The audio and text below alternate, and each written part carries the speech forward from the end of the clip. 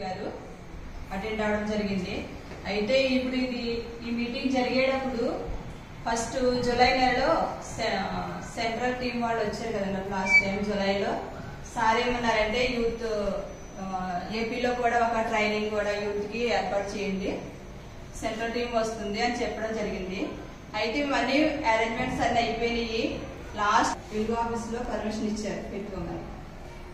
అయితే సార్ అప్పుడు central team వాళ్ళు ఏదో ఆడిట్ దాని మీద కొంచెం ఇబ్బందిగా ఉంది, రావట్లేదు మేడం గారు అనేసి చెప్పడం జరిగింది. అది క్యాన్సిల్ అయిపోయింది.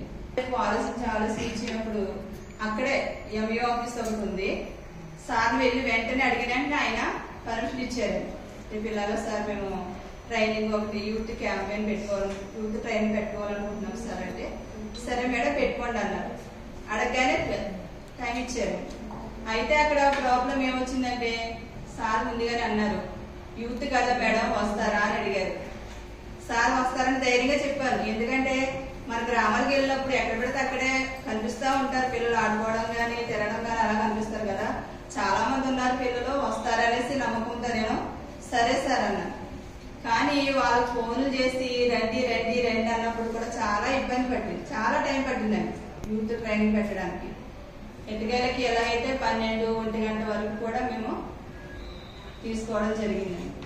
అలాగా ట్రైనింగ్ కంప్లీట్ చేయడం జరిగిందండి.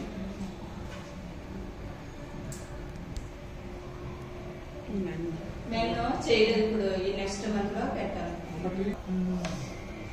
అంటే యాన్యువల్ క్యాంపెయిన్స్ 3 2 రీచ్ అయ్యాం మేము.